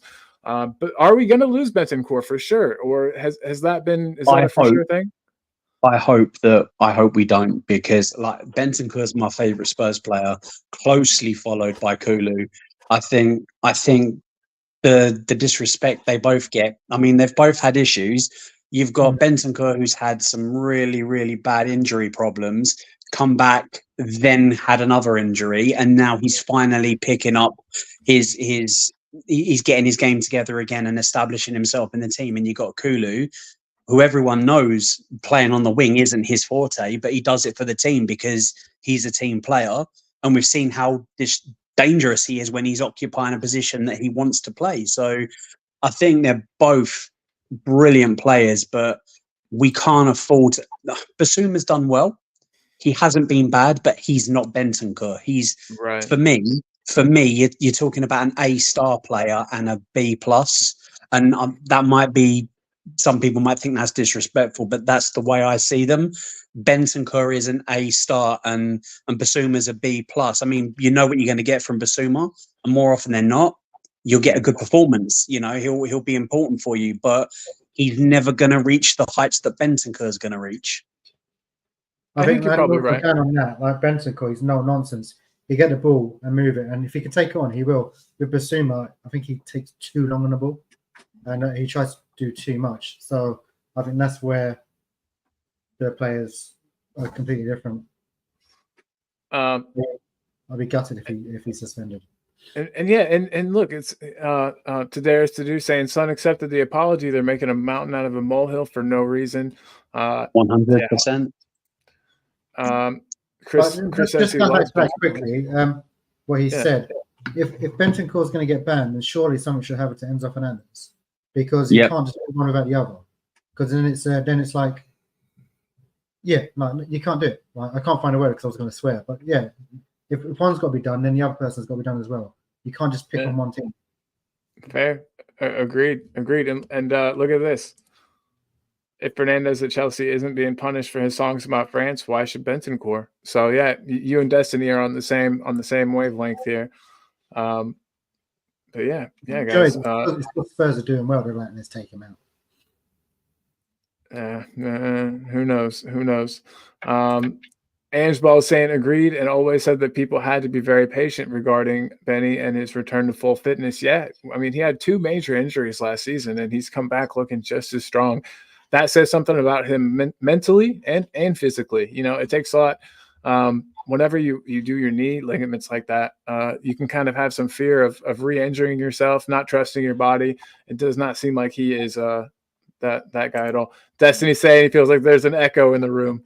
Yeah, we're all saying the same thing. We all love Bentancur and Kulu. But VDV, I mean, he played perfectly. And then obviously, whenever we had Dragusin come on, he looked great. Looked like he's going to slot in perfectly. And like I said, I think with VDV and VDV and Dragusin, I think we've got our starting, center back pairing for a long, long time. So hopefully Radu made an impact straight away. Like made Mount go off, didn't he? Like bloody head. So absolutely, just like how strong he is. Yeah. So absolutely. Did Mount actually get substituted off? Yeah. He substitute on and then off for him. So yeah. That's good though, because Radu's come on basically just so you know, I'm here. Bang. So he definitely makes his presence known. I love it. Here's a question for you guys quickly. What do you guys make of Solanke so far? Because I've been seeing various different people across different social media formats saying he's not doing anything exceptional. He's scored 3 tap-ins, but for me, these tap-ins that he has scored are there through his endeavor and his hard work, right? So let's just go in off the tap-ins. If he wasn't tapping them in, they're goals that we wouldn't have, right? So the fact that he's in the position to be scoring these means that we're winning games and he's contributing to the team. That's not to mention his link-up play, his runs in behind.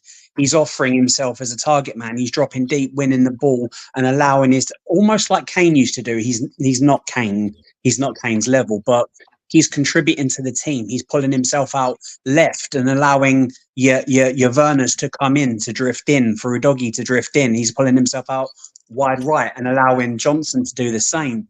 He's contributing to the team. And the follow-ins have been, I've watched them back. The one against Karabag, especially, where he spins off. Who had the shot? I can't remember. Was it Maddison that had the shot, or was it Son? Sonny. Yeah, that's right. Had the shot, and as the boy struck, Solanke comes back. He spins off of his man. The defender loses him completely, and that leaves Solanke to just the keeper spills it. The keeper should have done better, but it allows Solanke unchallenged through his movement to just tap the ball home. That's intelligence. That's hard work. That's endeavor. You can only score goals as a striker, right? That's your job, to score goals. If you're scoring goals and working for the team, how can people have an issue with it? So my question to you guys is, what's your take on Solanke? I'll go first if you don't mind. I think he's been great. Like you said, I think he's been brought in to do something, and he's doing exactly that. I mean, Ange said that he's the one that he was chasing all summer. That he was the player that we wanted, and worked so hard to get in the door. And he's doing everything right. Look, there's Chris Peters saying what I was going to say. His pressing and cutting off the pass either to the keeper or another defender is great to watch. And AJ, you mentioned the tap-ins. We've been putting the ball in that area for a long time. We've got players that like to pull back a low cross or flash a low cross across the mouth of the goal, and we haven't usually had a player there to finish those off. So many of those crosses kind of went begging. I feel like with Big Dom in there, that a lot more of those are going to turn into goals. Goal's a goal, like you said. I like this one too. Where did it go? Well, somebody said that even Ronaldo said that a tap-in was his favorite type of goal. Where did that go? Destiny 5. Even Ronaldo, R9, the best striker in the world ever, said his favorite goal was a tap-in. They all count, and it's not like he's doing nothing to get those. It's not like he's just getting lucky. Like you said, he's putting himself there and giving himself the opportunities. So, yeah, absolutely. What about you, Jamie? What do you guys? What do you have to say? No, I agree. Like you said, Ange said he's been chasing Dom all season because he wanted someone that does the pressing like Sonny did, because it makes keepers make mistakes. Because I think if we went for Tony, he wouldn't have done that. Tony's more like plotting around, like what Harry used to do. But then Harry started, the older he got, the more obviously the pressing he did. And I don't believe he is a replacement for Harry. They're completely different people. But no, I'm happy with the way he is because it shows that the system that Ange is doing works. He wants to cut in, cross the ball, and someone get a tap in. You're a striker. That's what you're there for, scoring goals, like AJ said. So people are not going to be happy because they wanted someone else. But they keep going about that guy from Sporting. We don't know if that would have worked because he's never played in the Premier League. Yeah. Dom has. He's got 19 goals last season, I think it was. Yes, he played for Liverpool, he played for Chelsea, but he was at youth level. He started making his name back in the Bournemouth and then the Championship, and they're coming back. The Premier League is a hard league. Everyone needs to understand that. So I'm happy the way he's performed. He scored 3 and 3, and there's still more. There's loads of games to come. And also, I saw a comment. Someone said, "Well, if you want to tap into Richie, could have done that." Yeah, but Richie had a lot of chances. So Dom, he puts the pressure on. And I was at the game against Karabakh.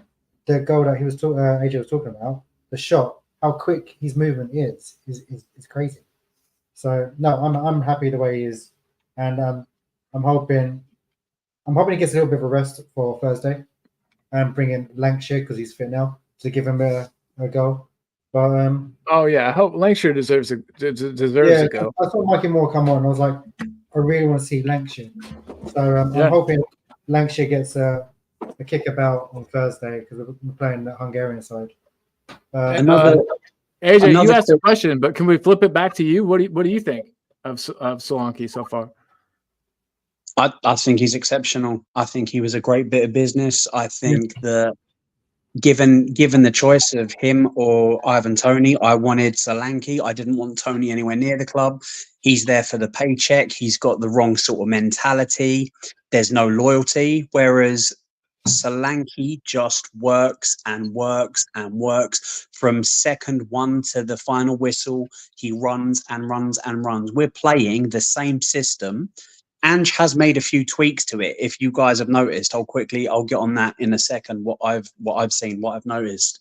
But with Solanke, we're playing the same front-footed press that we were last season. The system is exactly the same. The personnel was slightly changed, right? But the system works so much better now. That press is so much better, and the stats prove that because Solanke is at the spearhead of that.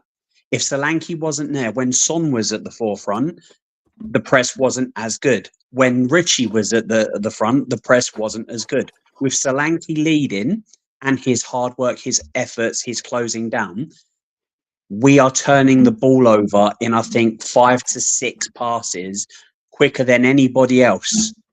Yeah? That is what Solanke contributes, as well as scoring goals, as well as holding up the ball and playing his teammates in. If he continues in this vein of form and ends up getting 15 plus goals, assists a season in his first season, that's a great bit of business. If that then leads to Brennan Johnson, Son, Kulusevski, Maddison feeding off of him, picking up goals as well, which it's doing, we're scoring. We're conceding very few. We're scoring goals. We're chasing the ball down. We're winning it high up the pitch. That's going to prove to be the signing for 50 million, 65 million, I think it was. 65, yeah. The signing for 65 million for Dominic Solanke when people were going, that's a joke, that's your marquee signing, that's ridiculous. 65 million for him over the next season, 2 seasons is going to prove to be a drop in the pond. It's going to be an incredible bit of business because I have not seen a forward. I can't remember a forward working this hard to win the ball back, to close opposition down. I can't remember anybody that presses this high. If anybody can, please feel free to tell me. But I cannot remember anybody pressing this well. I think Kane at the very beginning, Kane for a while was a crazy presser, but I think that Dom might be more consistent in his pressing. I liked this from Destiny 5. He said 60 mil down the drain. Dom Solanke scores a game. Love it. Good stuff there, man. Good stuff. Dude, it was just a wonderful performance all around. I hope this kicks us on, and we continue playing and we continue to kind of silence the doubters. You're always allowed to be critical of a coach, of a manager, and the way they're playing, the way the team's playing. Absolutely. But I think if you step back and you see the bigger picture, yeah, Ange is a stubborn guy. Yeah, he plays a certain way. He won't deviate from that. But he has shown that if he gets his players in, if he gets the players playing, and with the right mentality, gets them confident, that the system works, even against strong teams. We're going to give up some chances. There will be chances for other teams to score, but I think we'll create more than we let other teams create. And I think we're going to take advantage of that and win a lot of our games. Are you excited for the future? 100%. I mean, I'm quite sure, if I remember the way the scoring went, I'm quite sure we scored 9 goals without reply. Brentford got us cold in 23 seconds, like nobody was expecting that. And they scored a beautiful goal, but we scored 3 in that match, 3 against Qarabag and then 3 against United. So we've scored 9 goals without reply. And playing Ange ball, playing the way he wants us to play. I mean, if that game against United is anything to go by, if that's how we're going to be playing regularly, game in, game out, there's no reason we shouldn't be putting everybody to the sword, or at least making it very difficult. I mean, if I get that Ange is stubborn, and he is incredibly stubborn. For sure. But if it works, it works. But he has adapted. He has tweaked. The fullbacks don't invert all the time now. As a matter of fact, if you look at under Ange, you had the fullbacks inverting and your wingers would hold the width and they would stay wide, allowing the fullbacks to come inside. If you notice in the last 3 or 4 games, Brennan Johnson, where his goals are coming from, they're coming from that inside channel. He's not out on the touchline anymore. He's not getting chalk on his boots. He's not playing so wide. As a matter of fact, Porro is overlapping. Hulu's running around on the outside of him. What Johnson's doing is tucking in, and that's where he's been effective. That's where his goals have come from that inside channel. So Ange is tweaking. He's tweaking things. He's now playing with 2 attacking midfielders.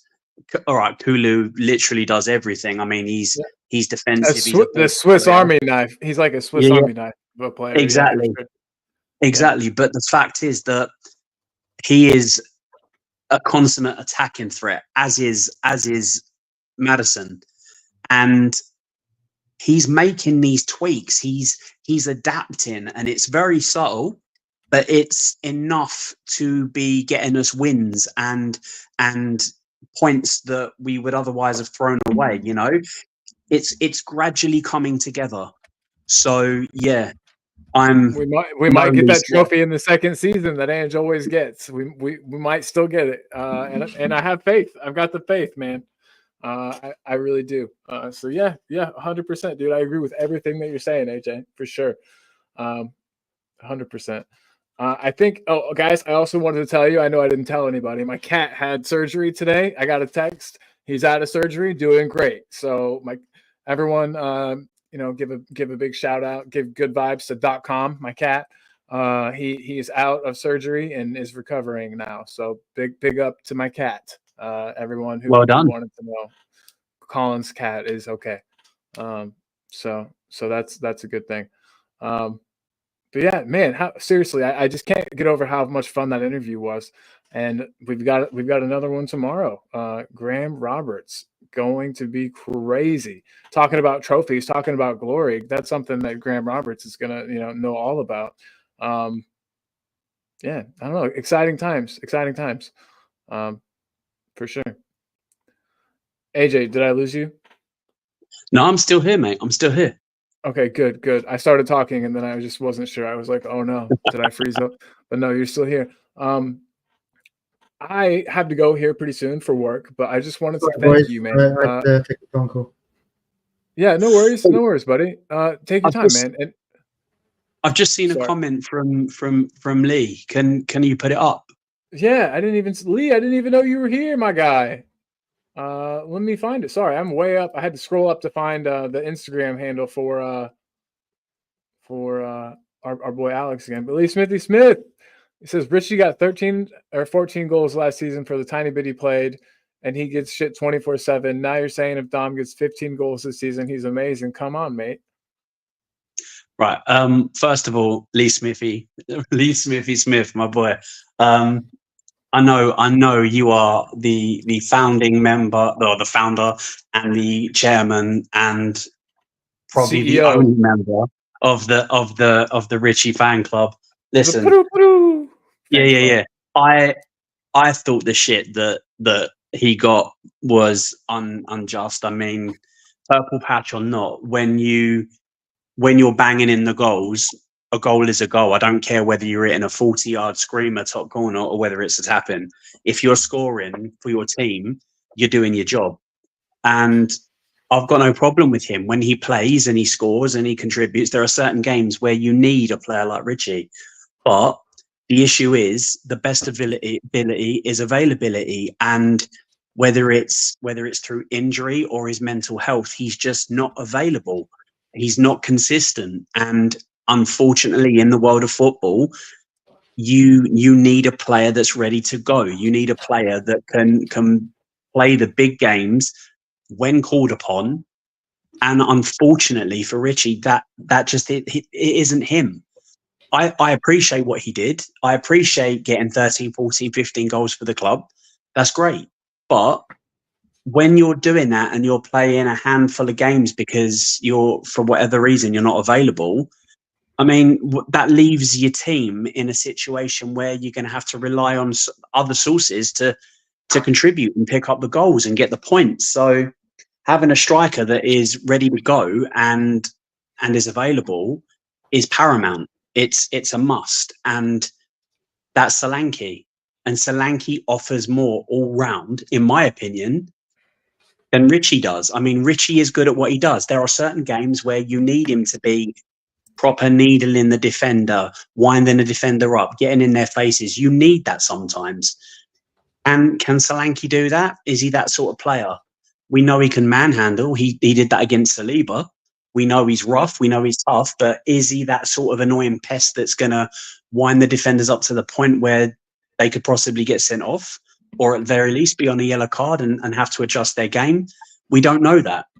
But honestly, in my opinion, Solanke's the better player. And if I had to choose between him and Richie, I would be picking Solanke. But I appreciate what Richie offers. I appreciate that there are certain games that he will contribute in. But I think he's played his last game for Tottenham.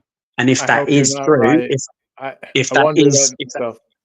if that's true, if that's the case, whatever reason, whether it's physical injury or it's mental health, I hope he gets it sorted.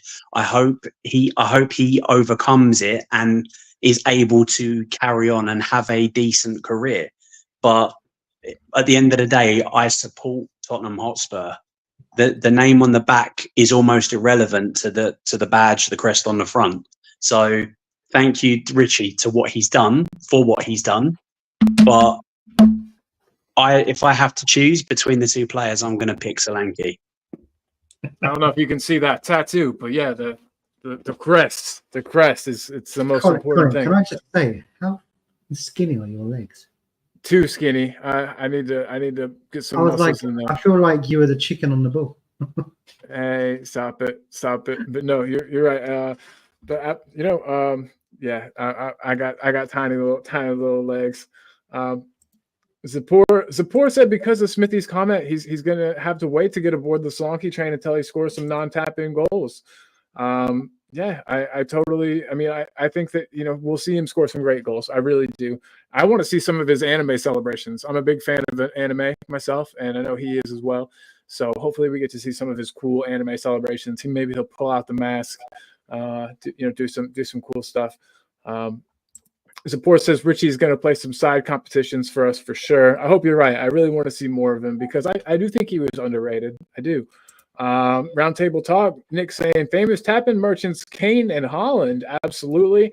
And then Steve D said, when did this tap-in thing become a thing? One of our best ever, Gary Lineker, did okay with so-called tap-ins. Reading the game is a talent. Big up, Steve D. I fully agree. I don't get it personally. I don't understand. I mean, how people can demean certain goals. A goal is a goal is a goal. If you score a goal and you win the game 1-0, if you win the game 2-1, you've won by a goal. Since when are the refs deciding or the officials deciding that it doesn't count if you don't score from your own half? Yeah, a screamer from the edge of the box, a Sonny S screamer curler from the edge of the box is just the same. It counts just the same 100%. as a tap Since when as an overhead, what are we going to start doing? Tap-ins are worth 1 goal. Free bicycle kicks are worth 2. Bicycles are worth 3. It's nonsense. It's allowed nonsense. If you support, I'm not calling what you're saying nonsense, support. I just want to say we're not picking on anybody at all. Everyone's allowed to think. Everyone's allowed to think what they want. They are allowed to have their own opinion. That's absolutely fine. And I'm not condemning anybody for their opinion. All I'm doing is stating my opinion, what I think. A goal is a goal. It doesn't matter how it's scored. If it comes off a part of your body that is legal and ends up in the back of the net, don't care whether it's your testicles, your ankles, your arse, your face. I don't care. If it ends up in the back of the net and you win the match, it is a goal. What is there to complain about? Yeah, absolutely. Could you imagine it's a cup final? Oh, we won by tapping. Shit. No, yeah, exactly. Nobody cares. Absolutely. But boys, I'm about to have to go. And Jamie, there's something that we haven't done yet. No, we haven't. So guys, today's show, like all shows that we do, is brought to you by Alloy Collectors. Got one here too. The website is right there below me, uk.alloycollectors.com. You can get one of these awesome metal 3D kits, and they have them for a variety of teams. So if you've got members of your family that are not good and support other teams, you can probably find them a gift there too. They make great Christmas gifts, birthday gifts. They're a lot like Funko Pops. You put them on your desk. I don't even want to take this out of the box. I just like the way it looks. So definitely grab one of those. And if you use our code 2sides, you get 15% off. So look at that, 15% with the code 2sides. Also, yeah, if you're looking for a kit, there's this website here, jerseysforall.com. If you click on that link, that automatically gives you our discount code by clicking the link, where I don't know what the percentage is on that, but it's a great deal. How much can you get a kit for with that? So with our discount code, you can get it for £26. Jesus. And so far, from this, we've sold quite a few jerseys, and it's going really well. So definitely check out. It's either spend £80 on a normal shirt from the shop, or $120. That goes to Levy. Yeah, or just get this one with 10% off. Getting the shirt for 26 quid, and they've got the home, away, and the third kit. My third kit should be here in the next coming days, and then you've also got other teams as well. They've got like the Man U. They've basically got every Premier League side and internationals, so it's definitely worth checking them out. Perfect. Yeah, absolutely, guys. Please do. It helps support the channel and helps us get more cool guests on.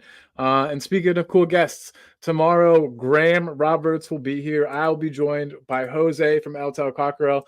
I wanted to throw up some links because we've had some awesome people, and I want to shout them out and make sure that everyone checks them out as well. Let me go to my starred comments here. So we've got Jose, like I said, who's going to be with me tomorrow. There is his channel right there, El Tel Cockerel. I'm sure he is excited. I am excited to meet Graham Roberts, ask him some awesome questions. Hopefully everybody that's here will join tomorrow as well, and we can get some great questions from you guys. Here is Alex Dragusin's Instagram, where you can catch stuff about his restaurant, personal life. I mean, he's just a cool dude. Definitely worth a follow on Instagram. If you are a person who uses that app, definitely go ahead and is it called following on Instagram? I don't Instagram. Is it? Yeah, you still follow, yeah. Following. I don't know if it's following or subscribing, but regardless. And then also Roundtable Talk. Nick did a shameless plug, which you are perfectly allowed to do, my friend. You are a mod. But guys, there's the link to his, and he's got some interesting content. It's mental health focused. It's just bettering yourself and being a good person, and definitely definitely check him out. It's good stuff. And he's also a contributor in the chat all the time. We love you, Nick. So yeah, big up. So those were the three I wanted to make sure we got up here. I wanted to thank AJ for coming on. And Jamie, am I forgetting anything? I think I'm forgetting anything. No, I was going to say, sorry, I'm in the middle of texting. No, we just thank you for everyone tuning in for Alex, obviously, trying to get him on and him responding to our messages, obviously taking his time out on his day off to talk to us was really humble of him, a really nice guy. And obviously Graham Roberts coming on tomorrow. I'm going to try and be there for that. So obviously Jose's taking my place on that one. It just depends on the family issue I've got going on. So plus I'm still quite feeling a bit under the weather. So if I'm there, great. If I'm not, I've got to make sure I send a link to him. Otherwise, he's going to be tuning to Jose and Colin. But yeah, no, I'll try and make some kind of appearance. And then that would be wonderful if you could. But if you can't, I totally understand. You know what I mean? Yeah, if there's other guests that you want on, please let me know, because me and Colin are working really hard in the background to try and get these on for us. Obviously, we want to grow the channel, and with you guys supporting that, is the perfect place to do. So just make sure you like this video and comment in the post, just to give it the best algorithm, and for tomorrow's episode as well. But no, we're happy that you enjoyed Alex, because we enjoyed Alex. I was cheesing the entire time. I could not get the smile off my face. Last night I felt like I was having anxiety because I was thinking, I hope it goes well. And he was so down to earth. And it couldn't have gone bad. He was awesome. He could have led the entire thing. He needs a podcast. He got involved in the comments as well, which I don't think he's done a live before, because he did one before, but it was all pre-recorded. But we wanted you guys to join him. He talked to my lovely mother. That automatically it gets some points in my book, man. Exactly. He spoke to your mum, which is awesome. Spoke to my wife, because apparently she wants him to cook. So now we have to go to his restaurant, so I can. We'll make a trip together. That'd be awesome. We should do from there. Beth and Monica, we'd all go and try and win that T-shirt. Absolutely. In a hype says Graham Roberts was proper beast mode back in the day. I can't wait to ask him about it. Hope you're here in a hype. Hope you join us tomorrow. The show tomorrow is at 6 o'clock? 7 p.m. 7 p.m. Sorry about that. My time. But 7 p.m. tomorrow, everybody, UK time, which makes it 2 o'clock in my world. No, 1 o'clock in my world. Yeah, because we did it on Tuesday because it's your day off. So yes, sir. Yeah, awesome, guys. Seriously, everyone, thank you so much. I'm gonna play us out with the intro like I always do, but there's a little added bit that we're gonna play as well. The Mr. Dragushin. So, guys, thanks again for joining. See you next time. Big love. Be good to yourself. Be good to other people. And goodness will then come your way. Let's see what this last comment is. Oh, everybody just talking to each other. Good stuff. Everybody, big love. And any last words, Jamie? I almost called you James. Quiz.